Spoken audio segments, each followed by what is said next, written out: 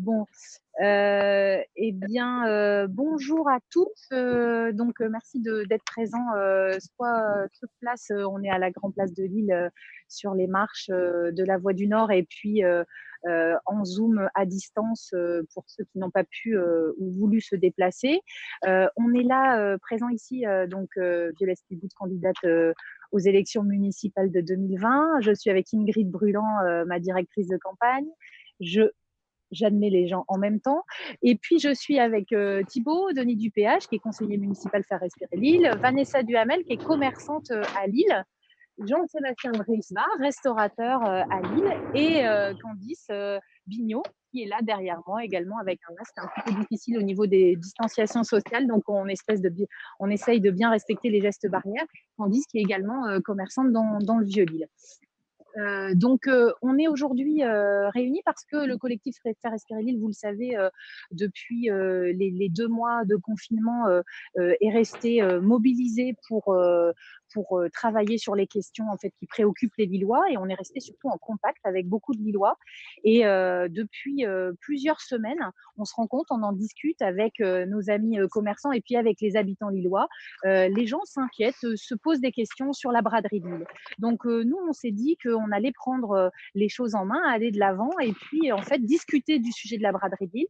Il faut, Nicolas et les autres personnes, que vous vous mettiez en silencieux pour les bruits. Et donc on a senti aussi dans ces discussions une vraie envie que la braderie de Lille 2020 puisse être maintenue. Bien sûr, on est dans l'inconnu au niveau de ce qu'il va se passer au mois de juin, au mois de septembre 2020 et sur l'état de la crise sanitaire. Mais en réalité, il y a quand même une vraie envie qu'on n'annule pas la braderie en 2020 et qu'on trouve une forme nouvelle. Et donc, ce qu'on a souhaité faire, c'est faire des premières propositions qui sont issues de ces discussions au sein du collectif avec beaucoup de Lillois et puis avec des commerçants de tous les quartiers de la ville, et puis soumettre ces propositions aux Lillois. Donc en fait, je vais vous présenter en quelques mots les 3 grandes propositions qui sont marquantes et qui nous semblent intéressantes à étudier pour la mairie de Lille, pour la préfecture, et que nous soumettrons aux autorités compétentes pour la décision. Et puis, on va lancer un questionnaire qui sera en ligne cet après-midi pour tester ces propositions auprès des Lillois. Nous, ce qu'on souhaite, en fait, c'est vraiment une méthode de concertation, d'ouverture et d'appel à idées, parce que déjà dans les premières discussions qu'on a eues, on se rend compte que on a beaucoup d'idées innovantes, d'idées sûres qui vont respecter les gestes barrières et la distanciation sociale. Et en gros, si on se met au travail maintenant, si les Lillois se mettent ensemble maintenant à réfléchir, si les collectivités territoriales mènent des groupes de travail autour de la question de l'organisation d'une braderie nouvelle forme en 2020, eh bien, nous pensons qu'il est possible de ne pas être privé de braderie. Je vois aussi Julien et Baptiste qui sont commerçants aussi à Lille, qui vont nous rejoindre. Vous pouvez venir avec nous aussi pour le point presse. Voilà, merci. Voilà, Julien et Baptiste, on est plusieurs à avoir travaillé ensemble, comme vous le voyez. Alors, la première piste, c'est la braderie des particuliers. On pourrait imaginer une braderie tout quartier, c'est-à-dire une braderie élargie sur le plan des espaces concernés, sûre et sectorisée, le premier week-end de septembre, bien sûr, et surtout étalée comme sur 4 jours. Alors, comment ça marcherait? D'abord, on propose qu'elle soit réservée 100% à des particuliers lillois, c'est-à-dire qu'on ne fasse pas un appel d'air vers l'extérieur, mais qu'on permette surtout aux Lillois qui ont besoin d'abord de vider leur grenier et puis des petits revenus supplémentaires qui sont à chaque année à la braderie possible grâce à cette grande foire qui permet de faire de la seconde main. Eh bien, on propose que la braderie soit étendue sur tous les quartiers qui seront volontaires, sur des secteurs à discuter avec les mairies de quartier, avec les unions commerciales, les habitants, que ce soit aussi étalé dans le temps comme quand on était enfant, il y a une vingtaine d'années, même un peu plus, une trentaine d'années, j'admets une personne, parce que en fait, en étalant dans le temps sur 4 jours la braderie, du vendredi matin au lundi soir, comme nous l'avons connu pour certains, ça permettrait effectivement de gérer beaucoup mieux les flux de personnes. Et puis, sectoriser, ça veut dire sectoriser avec des secteurs thématiques sur lesquels les personnes pourraient s'inscrire.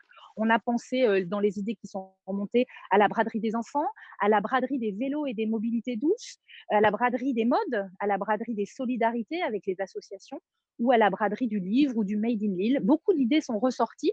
Et en fait, en voyant comment fonctionnent aujourd'hui de façon innovante et inventive les magasins, on se dit qu'il est possible de sectoriser avec des barrières, avec des inscriptions à l'avance sur une application digitale et de permettre finalement de limiter les flux sur chaque secteur avec port du masque ou non obligatoire. Ça dépendra de la situation sanitaire au moment de cette braderie de Lille. Bien sûr, les mesures seront à adapter. Il y a une personne qui tourne des papiers qui a son micro ouvert, donc il faudrait éteindre les micros pour le bon confort d'écoute. Merci. Voilà pour les particuliers. Donc, ce sont des premières idées, mais l'idée, c'est de les soumettre aux Lillois. Vous le verrez dans le questionnaire. Il y a toutes ces hypothèses et ça va permettre de voir ce qui remporte le plus d'adhésion.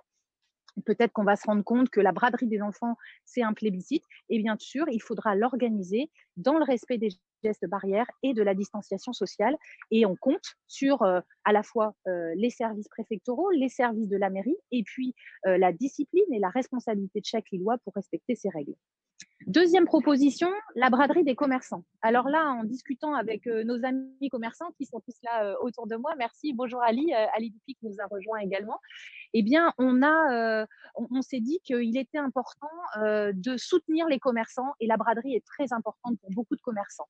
Certains ne savent pas comment imaginer une braderie 2020, d'autres ont déjà fait des propositions. Et ce que nous proposons aujourd'hui, c'est d'étaler la braderie des commerçants sur 3 week-ends. Les 3 premiers week-ends de septembre, de les étaler aussi en termes d'espace, c'est-à-dire peut-être plus que le centre-ville, le Vieux-Lille et la rue Gambetta, mais aller vers d'autres quartiers qui seraient volontaires avec les unions commerciales. Et puis, de permettre ces 3 week-ends-là, samedi et dimanche complet, une vente au déballage devant les vitrines, de permettre de vendre en extérieur et d'accueillir plus de clients avec des prix tout à fait spécifiques à la braderie comme on les aime, comme les Lillois aiment leur braderie. Voilà pour ce qui est des commerçants, donc bien sûr avec le respect des gestes barrières, espérant que cette formule pourra être maintenue. Si la braderie des particuliers ne pouvait pas être tenue pour des raisons de sécurité sanitaire, on pourrait quand même imaginer celle des commerçants. Voilà, c'est des opérations qui sont des propositions qui peuvent être cumulées, qui peuvent être combinées. Ça sera aux autorités de décider au moment où on aura soumis toutes ces propositions sur la table. Et puis, pour les restaurants et cafés, bien sûr, voilà, j'admets. Pour les restaurants et cafés lillois, de grandes inquiétudes et j'ai une pensée pour eux parce que, comme vous le voyez ici sur la Grand Place, ils n'ont pas réouvert. Ça va être des conditions extrêmement difficiles. Beaucoup d'inquiétudes sur la faisabilité finalement de réouvrir comme on le voit aujourd'hui dans d'autres pays avec des masques, avec une distanciation qui parfois ne permettrait pas de faire le chiffre d'affaires nécessaire pour ouvrir. Eh bien, si les Lillois ont été responsables pendant la période actuelle de déconfinement progressif. Si nous avons tous ensemble réussi à ce que le virus ne progresse pas plus et qu'en septembre la situation le permet, eh bien nous aimerions que les terrasses puissent être étendues, c'est-à-dire que devant tous les commerces qui ont des terrasses, on puisse avoir une extension pendant la braderie sur toutes les zones qui le permettent pour pouvoir faire plus de distanciation sociale et finalement d'avoir plus de tables, plus de couverts, tout en respectant les distances et les gestes barrières.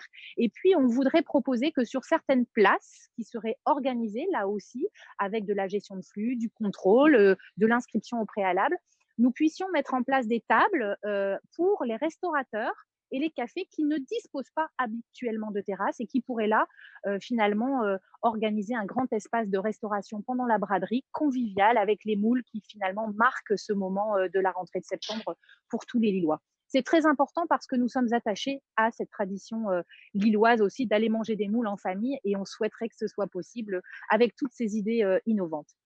Voilà, et puis globalement, en termes de méthode, pour nous, la braderie, c'est avec les Lillois, c'est pour les Lillois. Ça veut dire que, un, nous pensons que très vite, dès maintenant, il faut mettre en place, il faut que la mairie mette en place une consultation des commerçants avec la Fédération lilloise du commerce, la FICOMEL, l'ensemble des unions commerciales, la Chambre des métiers, des artisans. Ils ont tous des choses à dire sur la braderie. J'étais encore hier au marché d'Oisem. Ils nous en parlent de la braderie. Ils sont attentifs et j'ai une pensée d'ailleurs pour les commerçants non sédentaires de vêtements, de chaussures, de bricolage qui ont besoin aussi de cette braderie pour pouvoir redémarrer, avoir une reprise commerçante réussie. Première chose, donc une consultation pour les commerçants.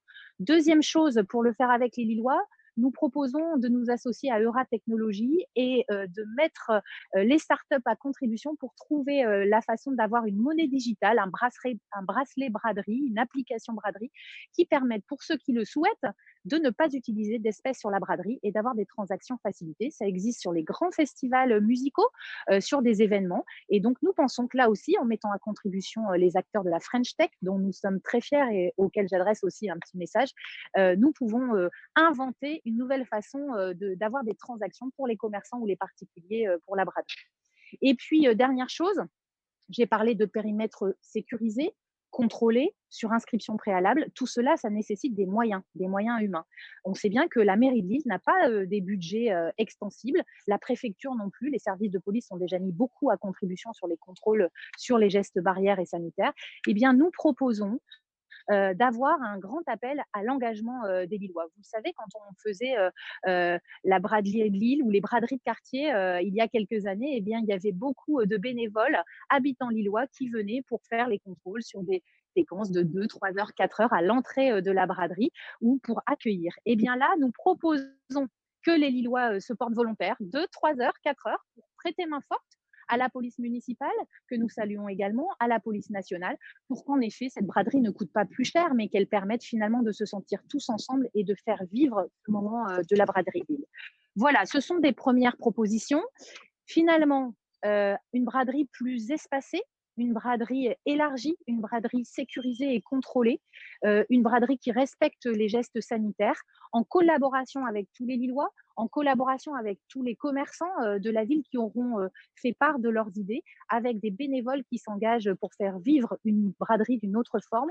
Eh bien, ça va peut-être même permettre d'inventer une nouvelle braderie, une braderie douce. Je pense à la question du zéro déchet. Beaucoup de commerçants sont très volontaires pour expérimenter les éco-cups, pour expérimenter le tri des déchets, pour que la ville soit plus propre à l'issue des grands événements. Pourquoi pas, dans cette braderie qui sera plus espacée, qui respirera forcément pour combattre la transmission du virus, eh bien, tenter cette année d'inventer une braderie zéro déchet.